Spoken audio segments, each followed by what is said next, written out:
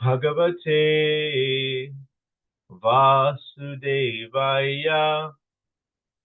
Om Namo Bhagavate Vasudevaya. Katachana smrite yasmin dushkaram sukaram bhavet vismrite viparitam shat shishetanya namamitam. So welcome everyone. We are doing our daily study of the Srimad Bhagavatam 10th Canto, chapter 85. This is the Lord Krishna instructs Vasudeva and retrieves Devaki's son. And we are reading just text number 44. Idam itam iti prayas tava yogeshvara navidanti api yogesha yogamayam kuto bhayam. So idam means this. Itam means characterized like this. Iti means in such terms. Prayaha means for the most part. Tava, your. Yoga Ishvaraha, of the masters of yoga. Ishvara, O Supreme Master. Na Vidanti, they do not know. Api, even. Yoga Ishaha, masters of yoga. Yogamayam, your spiritual power of delusions. Kuta, what then of? Vayam, us. Translation, what to speak of ourselves, O Lord of all perfect yogis. Even the greatest mystics do not know what your spiritual power of delusion is or how it acts. Purport by disciples of Srila Prabhupada. Systematic understanding of something should include both its swarup, our essential identity, and its visheshas, are the attributes that make it different from other things. Maya, the energy underlying all material existence, is more subtle than ordinary phenomena. Only God and His liberated devotees, therefore, can know its swarup and vishesha. Om Jnana-timirandasya Jnananjana Shalakaya Chakshur Unmilitam Yena Tasmai Shri Guruve Namaha Shri Chaitanya Mano Vishtam Stapatam Yena Bhutale Swayam Rupa Kadambayam Datati Swapadantikam.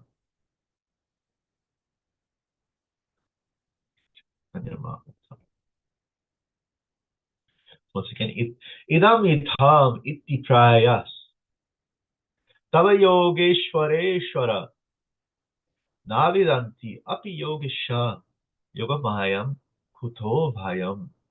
What to speak of ourselves, O Lord of all perfected yogis. Even the greatest mystics do not know what your spiritual power of delusion is or how it acts. So this is Bali Maharaj, great devotee of the Lord, and he is expressing great humble prayer.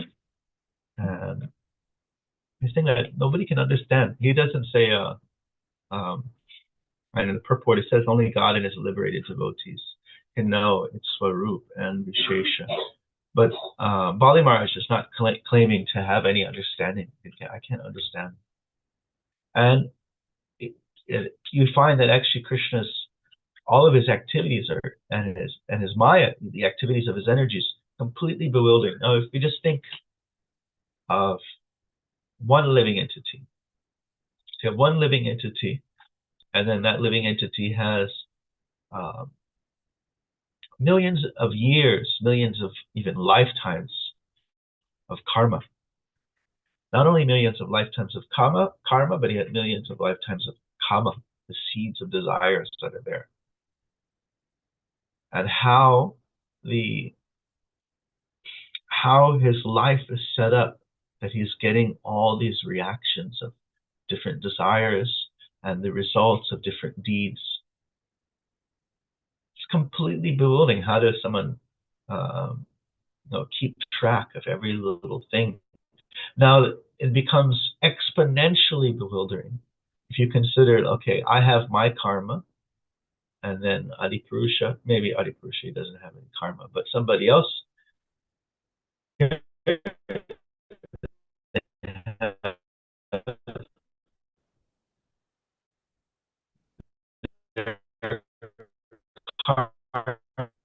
Nitai Chand Prabhu, Nitai Chand Prabhu, I'm not sure if it's karma or Krishna's arrangement, but you sound very choppy.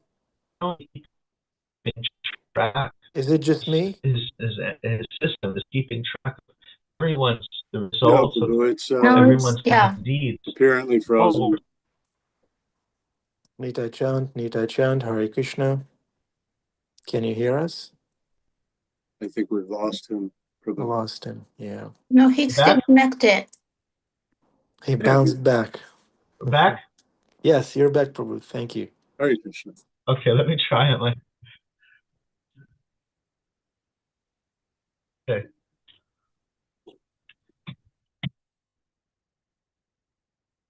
All right. 1 second.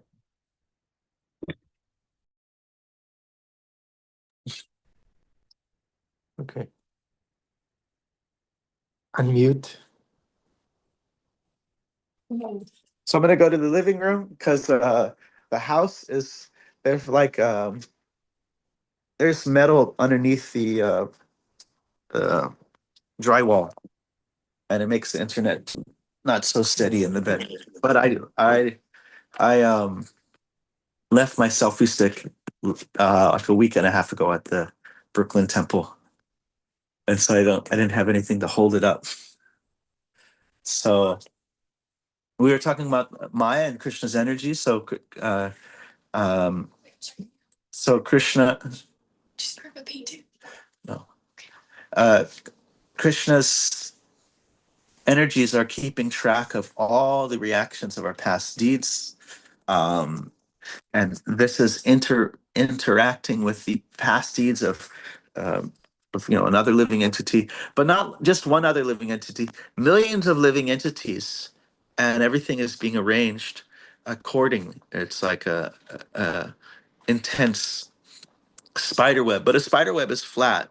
So it's like a tense spider web that is from all different angles, that are interweaved together, completely inconceivable. It's like, uh, is that okay? Yeah. Okay. So you have this completely inconceivable fulfilling the desires of unlimited living entities in their past, and how their desires and the desires of oneself is interacting, completely inconceivable. And then in Krishna's relationship with us, no one can understand. For example, if Lord Chaitanya was here and he would come, or Lord Nityananda, and he would step on our head, and if someone saw, they would say, "Oh my God, this is who's more cruel than this? He's stepping on that person's head," and the devotee is feeling like there's nothing more kind. There's nobody more kind. I can't believe he was so kind to give me the touch of his lotus feet. I can't even imagine any greater kindness. And so, very, very inconceivable. Here's just some points from Sanat Goswami and Jiva Goswami's commentary. The Kumaras and other Yogeshwaras cannot know your special powers. Vishaka, Ramananda. Yogamayam, because you possess inconceivable, unlimited great powers. Yogeshwareshwara. This is generally so, since some devotees can understand your powers. Or the devatas alone deserve to see you, and not I. So this is Bali Maharaj. He's saying, the devatas They deserve to see you, but not me, because I'm coming from a demon family. Then in verses 41 to 43 are spoken. Because the demons are such as I are firmly inimical to you, some become extremely inimical. Others who develop bhakti, but with some self-interest only, are thus still firmly inimical to you. The devatas are not like that, since they have sattva. Thus they're qualified to attract you and see you. How can we know the reason that you are in your form of Swayam Bhagavan, along with Balaram, came here so that I can see you? The present verse answers this question. No one knows. Or you've come to display your powers by showing your special mercy. He praises Krishna's mercy in this verse. No one can know your mercy, which is your special power, yoga. Even persons like the Kumaras do not know by what cause such mercy, idam, will occur. Since you have unlimited power, such as the ability to be the unlimited cause, Yogeshwareshwara. So you have in Bhagavad Gita, chapter 10, Krishna says, Bhuya eva mahabaho, oh mighty Arma Arjuna. Idam Bhuya eva mahabaho, shreno me paramambacha. Listen to my supreme instruction. Again, please listen. Bhuya mahabaho, shreno me paramambacha. Yatteham priyamanaya. Because you're very dear to me. Priyamanaya vakshami hitakamya. I will speak to this this most beneficial information. Name vidu suragana prabhavam namaharshaya aham adir hidevana maharshanam sarvashaha. So it says name vidu, na me vidu, not me knowing. Suragana, the demigods do not know me. Name vidu suragana. Now one may say, well, that's, of course, the demigods, we understand that they're in the mode of passion. So they don't understand. But certainly the great sages, they understand. The demigods are in the mode of passion, but the sages of the demigods, the Deva Rishis, certainly understand. But Krishna says, Name vidu suragana prabhavam namaharshaya. No, not the great sages either. Namaharshaya. Aham madir hidevana maharshanam sarvasha. For I am their origin in all respects. So they don't know, they don't understand my power, prabhava, my existence, my so-called origin, maharsha sarvasha. Yo mama jam anadim cha. Mama yo veti tatvata. Sovakalpena yogena yujate sam natashamshaya. So let me see. Let me just pull up the verse. Bhagavad Gita.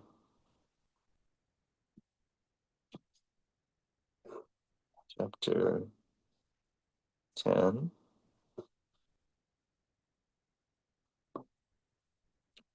Akshami Itakamya. Right, translation.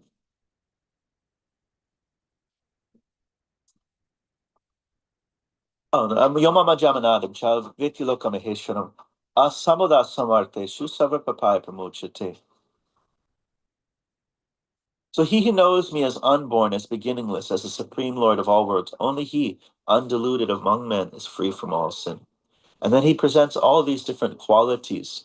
Bhudir Jnana Masamoha Dama Satyam Dama Shama Shukam Dukam Babo Babo Bayam Shabayam Evacha Himsa Samata Tushtish Tapodanam Yasho Yasha Bhavanti Bhava Bhutanam Mata Eva Pritagvida. And so he explains all these qualities that are within this existence. Some of them are negative, some of them are positive. There's fear and fearlessness. A lot of them are positive, but basically all these qualities are emanating from, they're all sourced from the Supreme. And just like the demigods and the great sages, they are sourced from the Supreme. These qualities are also sourced from the Supreme. Maharshaya sapta purve chatvaro manavasata madbhava manasajata yesham loka ima praja.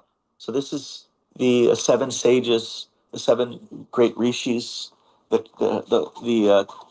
the four Chatvoro, the four Kumaras, Manasajata, the mind-born sons of Brahma.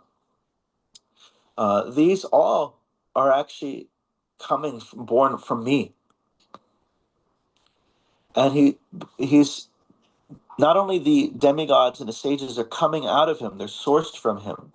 These qualities are sourced from him, and so the argument is that just like the son can't understand the birth, the prabhavam, the existence, or the start of the father, because he came later.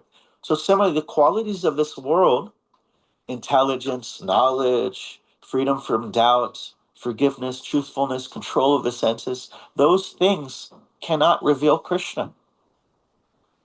They can be concomitant elements to be offered in service, but those things on their own, austerity, charity, fame, infamy, nonviolence, equanimity, satisfaction, these things fail to actually reveal Krishna, because they're source, they're products. They're not the actual. They're coming as concomitant later products. The thing that can reveal Krishna is something that is independent, like Krishna himself, and that is bhakti. All these things have dependencies, and Krishna is considered independent. We have what is called a swata pramana, an independent, or a what is that? What is the word for it? Not independent truth, but a self-evident truth. Like, for example, how are you seeing me right now? It's due to the internet. But even even with the internet, you just need the sunlight and the light in the room. There's a dependency upon the light in the room. There's a dependency on the sunlight to see me. That dependency is there. But the sun, how does one see the sun? Is there a secondary source that aids in the seeing of the sun? No, it comes with its own illumination. And so swata pramana means something that is completely evident in its own. It doesn't have a secondary thing that provides that illumination. You have the example that Adi Shankaracharya explains, where there is the kids who are crossing the river, and the teacher says, okay, we're going to cross this river, we're going to swim across this river, but when we cross, we really have to make sure that we don't lose anybody. Like we had, it was Krishna Kishore shares a story. He was traveling with the kind of youth bus tour. Actually, I think it was just traveling with Ritavija Swami's kind of kids, and they went to one gas station, and then they all left back in the van. And I don't know if they did the count back then, or maybe they did the count, or somebody just kind of said their number for another person. But basically, he was left at the gas station for quite some time, and they had to come back. They realized that they left him behind. So similarly, they said, okay, when we get to cross the river, let's everybody count one. So they asked one kid, okay, is everybody here? He said, yes, 1, 2, 3, 4, 5, 6, 7, 8, 9. And then he started crying, no, someone's missing, someone's missing. And the other kid said, no, let me count. 1, 2, 3, 4, 5, 6, 7, 8, 9. And then he started crying, no, somebody's missing, somebody's missing. And then the teacher looked. He said, oh, silly, you're the 10th. You're the 10th. You're forgetting to count yourself. And so that is an example of swata pramana. It means it's self-evident. You don't say then, okay, well, now prove to me I'm the 10th, or give me some logical inference, or give me some direct sense perception, or show me in Shastra where does it say that I am the 10th. It illuminates on its own. That fact blooms in one's consciousness immediately when it's heard. And so the Vedas are understood to be swata pramana. Krishna's words are considered swata pramana, that they stand on their own.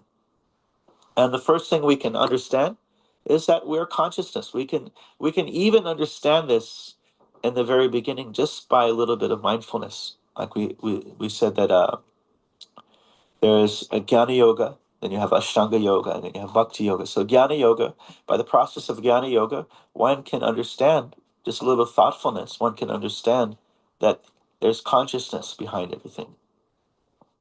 Now, to understand Krishna, one has to have access to the process of bhakti. So he says, um, bhakti mam abhijananti. I can only be understood through bhakti. And so bhakti is considered like that, like Krishna. It's independent. It has nothing that it's dependent on.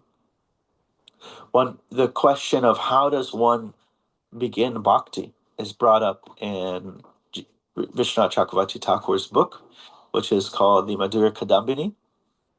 So various questions are asked, like, well, it says in the Bhagavatam many times this word katanchana, somehow or another, someone comes across bhakti. So what is this somehow or another? Does it mean good karma? And he says, no, it can't be good karma. Bhakti doesn't have any dependency upon karma. Good karma, bad karma. Is it just Krishna's mercy? He says, no, then, well, why would Krishna be choose one soul over another soul? And then it says, well, maybe it's just random. He says, well, that's not a very informative or satisfying answer. And there's a few other items that they examine and then they analyze, and basically says that bhakti comes from. Any guesses? Bhakti. Bhakti, yes. So it comes from the bhakti of another devotee, and specifically, it's the bhakti of the second class, the Madhyamadikari, the one who's going out teaching. And because it is not, the Madhyamadikari is described to, he is friends with the devotees, he serves Lord Krishna, he avoids those who are antagonistic towards devotional service, and he is kind and merciful towards those who are appropriate candidates, who are a little bit malleable or a little bit open to the process. And so there is some discrimination there. They're avoiding those who are against the idea of God. They're looking for those who can have some interest in the Supreme. And so there is that discrimination. And so they're distributing bhakti. So bhakti comes from bhakti. It is independent. It doesn't come from karma. It doesn't come from good luck. It doesn't come from anything else like that. It's described that it comes on its own. Bhakti is like in the first verse of the Srimad Bhagavatam, where it describes that Krishna is, what is the word that is this? Does anybody remember the Swarat? Yes, thank you, God. He's independent. Janmarasa yataho nyanvat itaras chatreshu abhigya swarat. Dene brahmahida adhikave muyanti yatsuraha. And so in the very first verse you have this thing again here. Muyanti yatsuraha. That even the demigods, even the great are illusioned. They can't understand.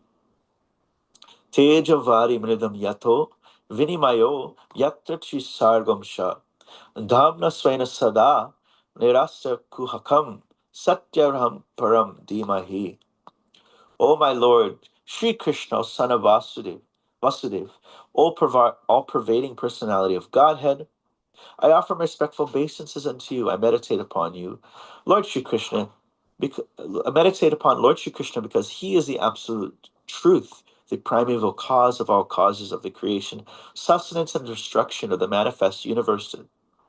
He is directly and indirectly conscious of all manifestations, and he's independent because there's no other cause beyond him. It is he only who first imparted the Vedic knowledge unto the heart of Brahmaji, the original living being, and by him all the great sages and demigods are placed into illusion, as one is bewildered by the illusory representations of water seen in fire or land seen in water. Only because of him, do the material universes temporarily manifested by the reactions of the three modes of nature appear factual, although they are unreal. I therefore meditate upon him, Lord Shri Krishna, who is eternally existent in the transcendental abode, who is forever free from the illusory representations of the material world. I meditate upon him, for he is the absolute truth. And Prabhupada has a very long purport, but it does not even scratch the surface, because you have the purports of Vishnu Chakravarti Thakur, which are even longer, and there's actually, you can make a well-sized book of just the commentaries of great acharyas on this one verse. And therefore, that's why you find Srila Bhaktisiddhanta Saraswati Thakur, he spoke for, was it 3 months straight, 3 hours or 4 hours daily on this verse, because there's so much wonderful information that is there that we can meditate upon. So I was asked here, can everyone share some examples of Krishna's bewildering position, his Maya, his energies, and his pastimes?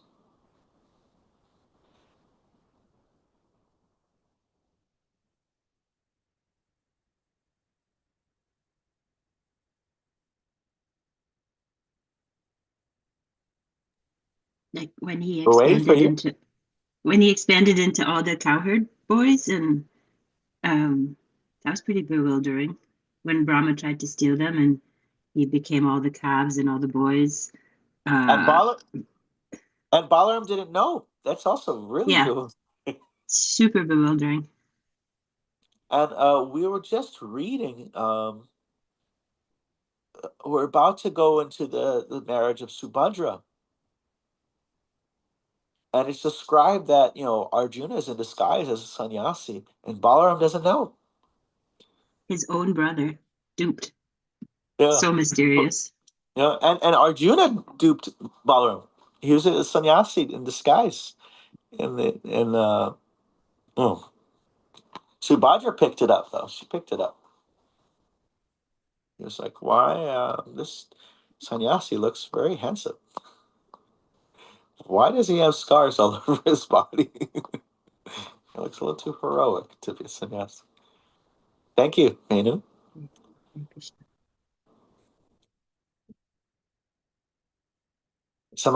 Share some others, everyone.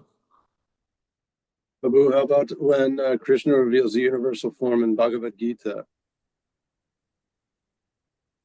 I know Arjuna is so nervous.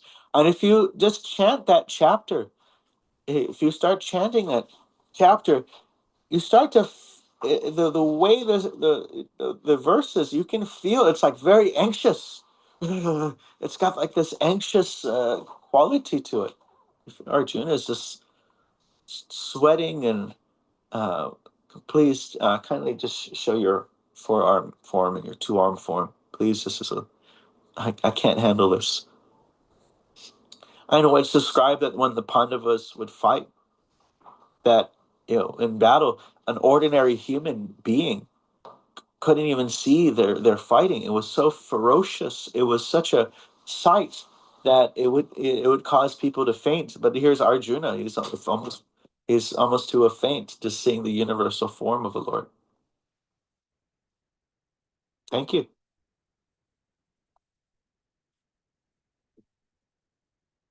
Raja. I had a feeling you'd call me next. So two things come to mind, and I think I'm misunderstanding the question. So the first thing that comes to mind that's bewildering is when Krishna swallows like the wildfire. That one sticks in my mind. Is who can swallow fire, Yes. And then the second one is, I think I'm confusing like Yoga Maya and Mahamaya, because the other thing that comes to my mind is when like really highly elevated devotees are like seemingly like fall down in Bhagavatam, like King Bharat. How did Krishna allow him to become bewildered by a deer? So that's another bewildering part of Krishna, is like when he lets but it's always for Leela, but that's the first thing that came to my mind when you asked the question. Do you know why Krishna said to his friends to close their eyes when he I swallowed the don't. fire? I Because do not know. Krishna, it's described that Krishna was thinking, I got in so much trouble when I was eating dirt. If they go and tell mom that I was eating fire, then I'm going to get in so much more trouble. And Krishna was eating dirt, and the proof was um, later in Lord Chaitanya's Leela, he was caught eating dirt. So these Leela mirrors each other. So there's a proof that he was Balaram. They said Krishna said, no, they're not. They're lying. And they said, no. She's like, Yashoda's nose, like, no, Krishna, open your mouth. I don't trust you. And so, yeah, he was thinking, he was afraid, I got in so much trouble for eating, dirt. So now I'm going to get in real big trouble if they catch me eating fire.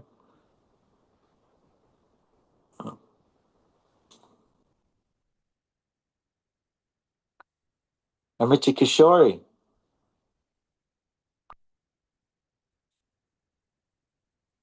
We have Krishna Daya.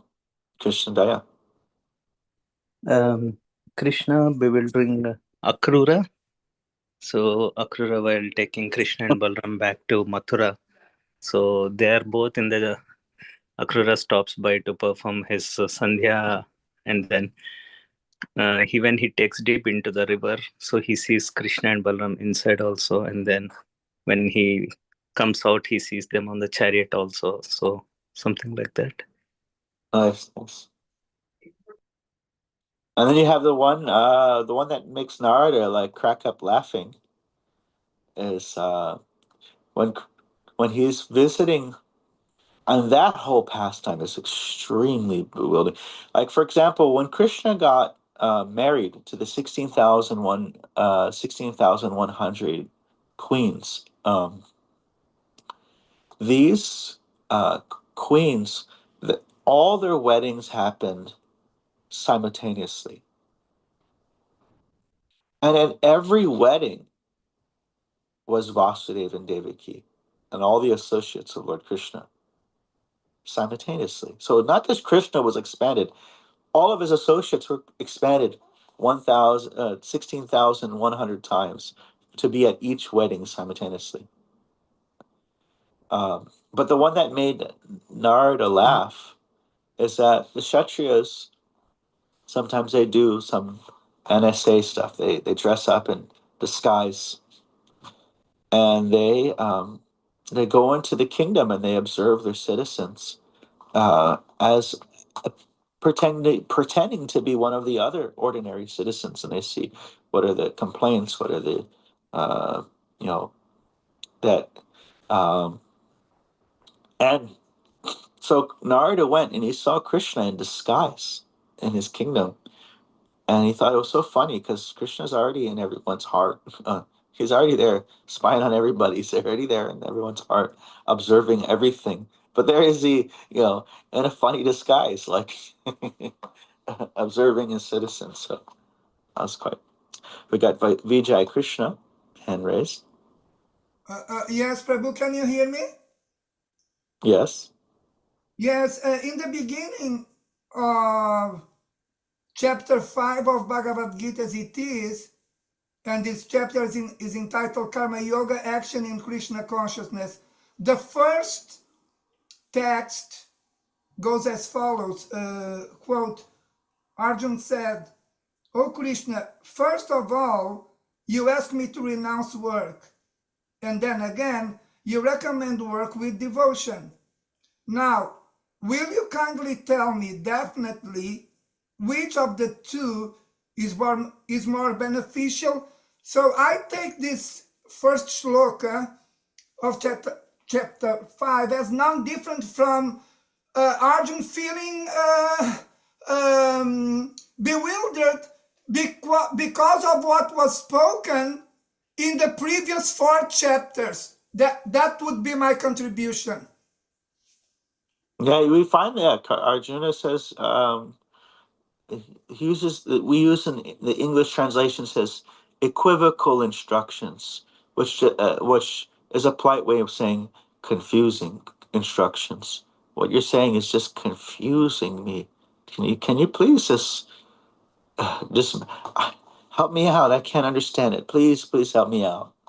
Arjuna was operating with we find this conception that most of us often have, that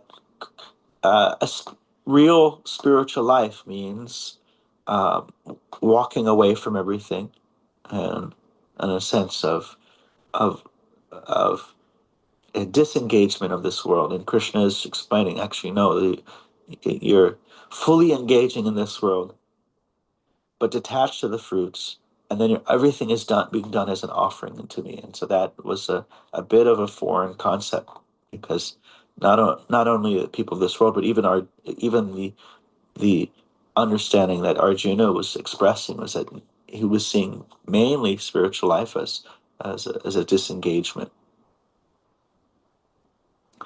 And I think there's a question, but let's see.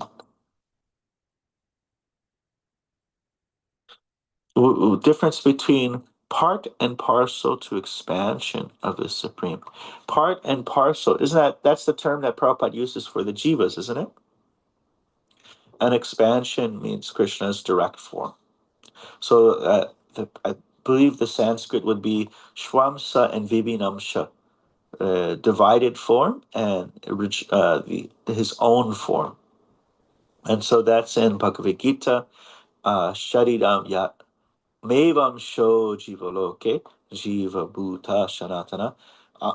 Mevam Sho, my single parts, my broken, like the ray of sunshine is a part of the sun. So these are particles that are connected to me, that are of me, but they're not me in their entirety. Samevam Sho Jiva Loke, Jiva Bhuta Sanatana. These are eternally my parts, the living entities, jivas. Manasastanjari and Jnani, Prakriti Shani Karshati. And they are struggling with the mind and the senses. They're carrying with them this subtle body of mind and senses. Shariram Yadvapnoti, they're giving up bodies and then accepting new bodies. Madana Gopal Prabhu has his hand up. Hare Krishna Prabhu, thank you very much for. Can you hear me? Yes. Yes.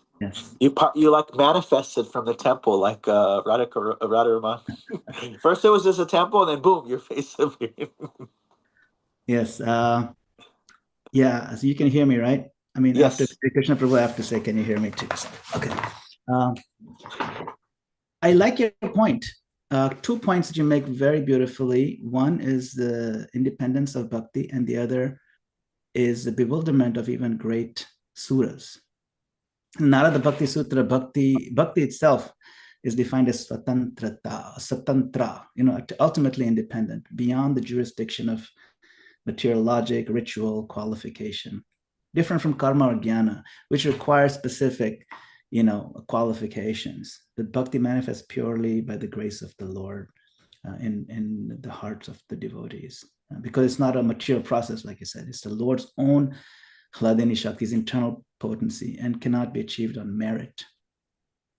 But the striking example we see of this independence is found in Mother Yashoda's bewilderment, supposed bewilderment, when she looks into her son's mouth and she sees the entire universe, including herself and Nanda Maharaj and all of Vrindavan.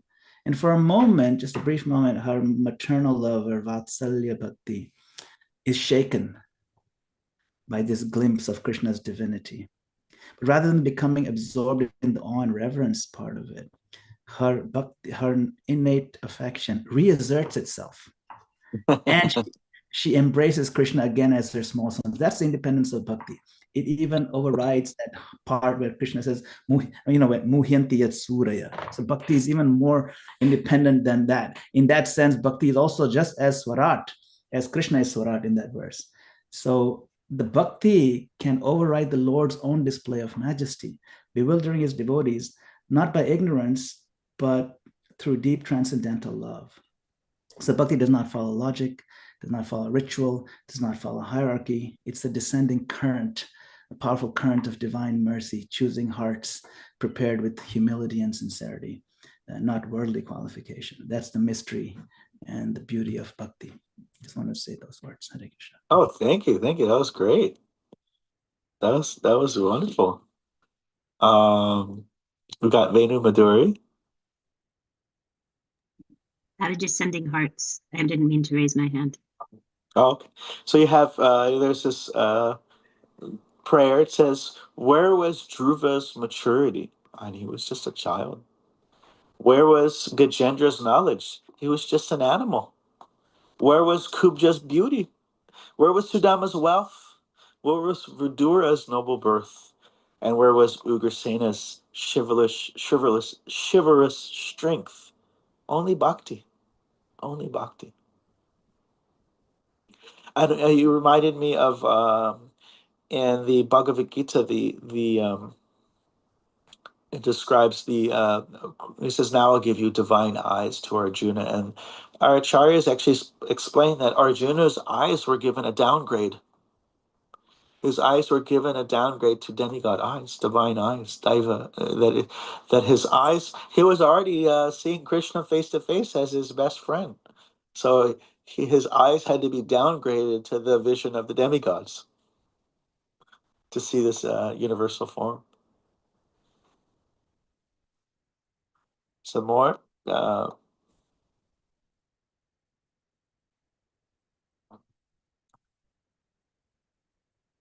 Adi Purusha Prabhu shares some inconceivable, wonderful qualities of Krishna.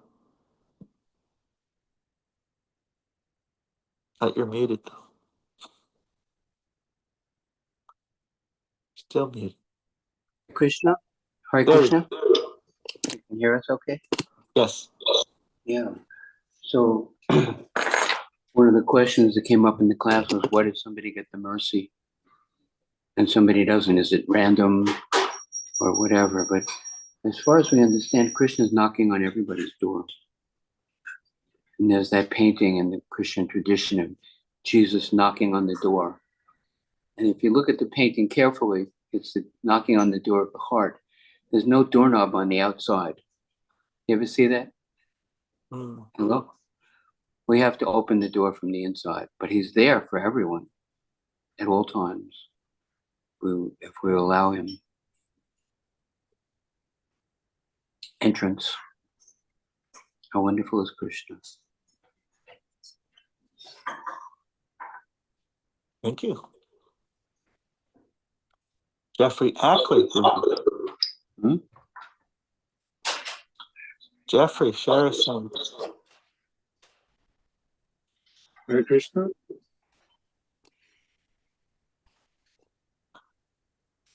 You want me to share something?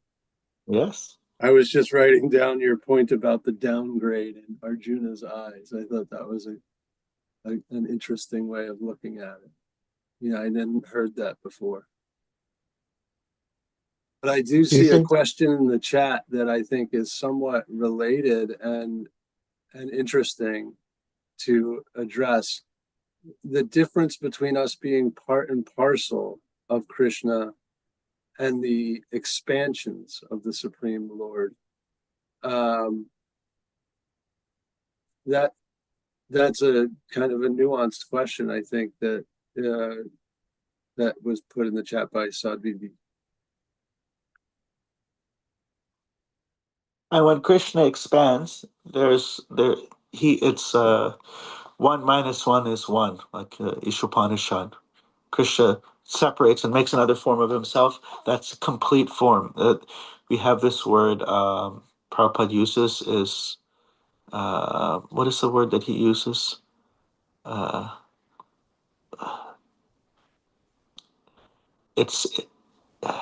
is that word he uses? The plenary. Plenary means complete. Originally, devotees were thinking, oh, plenary means like a part, maybe. Part, but actually it's the opposite. It means complete. His secondary form, his third form, his fourth form, all are completely him, everything in full. So the difference is in quantity, not quality. And then we got Madana Gopal Prabhu. After the RT, can you share? Krishna.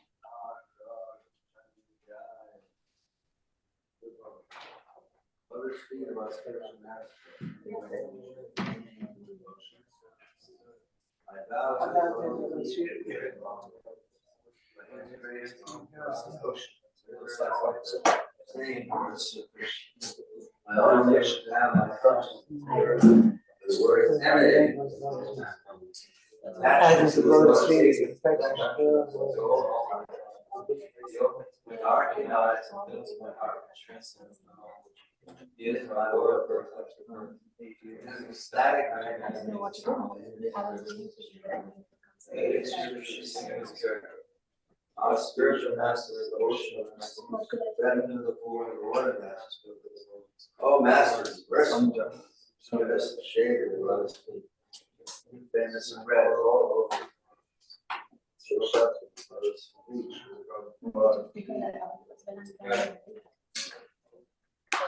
Jaya Prabhupada, Jaya Prabhupada, Jaya Prabhupada.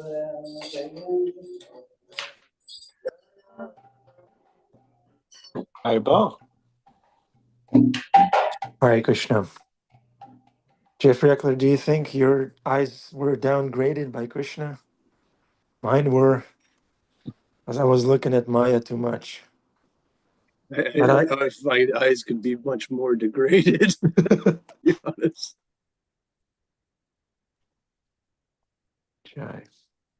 Okay, questions, comments, please, dear devotees. We have Madan Gopal Prabhu with us. I was talking about this. Well, I posted a reference. Prabhupada's purport in the third canto. Prabhupada says, this is in reference to, of course, the part and parcel comment, that the living entities are also expansions of the energies of the Lord, and they're called marginal potency. It's a simple statement, but it's in plain English encapsulating a very powerful philosophical point, of achintya bheda bheda tattva, or inconceivable simultaneous oneness and difference. That abhed or oneness, that we are expansions of the energy of the Lord. It acknowledges that we, the jivas, are not separate or independent beings. We come from the Lord, and we are his Shakti energy. It's like light from the sun, classic example, that is establishing our unity or sameness with the Supreme. But the second point is that we are called marginal. That means our bheda, their difference. There's a difference. There's non-difference because we're not independent in that sense, but we're also different how we are distinct energy. We're not the internal energy like Radharani or Lakshmi Devi. And we're not the external energy, which is a material nature, which is material energy, that like what Krishna calls the inferior energy. So we have limited knowledge and power, but we do have power. We are susceptible to Maya, and we can fall under material control, unlike the Lord or his internal energies. This marks our difference from him. So there's Bheda and Abheda. Bheda means difference. Now the word also, it's implicit unity and distinction by stating that we are also expansions of the energy of the Lord. The idea is that we're aligning with other Shaktis, and yet we're maintaining our distinct identity ourselves. So we're never equal to Vishnu Tattva, we never will be, and we're not completely unrelated either. So this is still not that easy to understand. If it was easy to understand, it would not be called achintya. Achintya means inconceivable. Mahaprabhu would not have used the prefix or the word, the qualifier achintya. He would have just called it Bheda Bhed Tattva. He says, this is achintya Bheda Bhed Tattva. I mean, there's only so much you can do with your logic. It's not possible to understand it. So this is as far as our logic can take us. So that's also worth respecting and recognizing the beauty of it. And certain things we're not able to conceive of, and that's fine. We can be comfortable in that. Just trusting the Lord that at least what we understand is good enough for us to love him and to practically practice our loving exchange of service and so on. Thank you, Madan Gopal Prabhu. We haven't heard from you in a while, and that was very refreshing to hear. Thank you. Your points are always very clear, very profound, and easy to understand. Thank you. I understand everything during class. As soon as the class is over. Okay. Would anyone like to speak, please? We can take one more. One more sincere inquirer. Krishna Kumari. Hi, Krishna. I've been seeing a theme in this Sangha for the last maybe 6 weeks, and it's been really nice. I kind of got summed up with Adi Purush talking about the door, but it's not that Krishna's at every door wanting to come in, but he actually wants us to open the door and let him in. And I really, I keep hearing this again and again, the essence of the Gita. Yeah, there's just such a nuance that Krishna is so much a person, a supreme personality, but, there's just this, he has these desires for our love too. So I really have been enjoying that theme I keep hearing. Hare Krishna. Thank you, Krishna Kumari. Okay, Nityananda Chandra Prabhu, concluding remarks, instructions. Be constantly in wonder and amazement of the amazing Krishna, just like Krishna was amazed when he saw Agasura, and he was in wonder of what he should do. So even Krishna is amazed. So if Krishna is amazed with his own energies, what to speak of us? We must be in amazement. This brings us to Adipurusha Prabhu's favorite line. How wonderful is Krishna. Jai. Okay, let's see. Hare Krishna. Adipurusha Prabhu.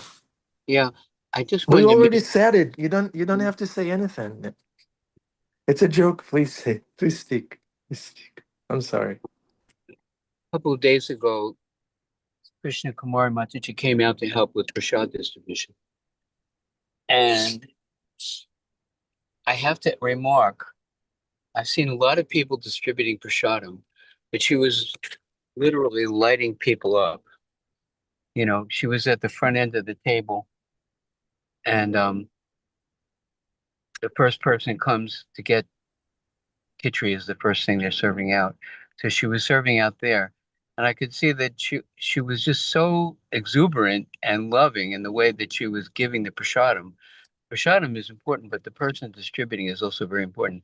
That even the person behind the person she was serving and the person behind that were lit up, literally lit up, smiling, laughing by the way that she was doing it. So I'm really very grateful for her help and her kind, loving attitude in doing that service.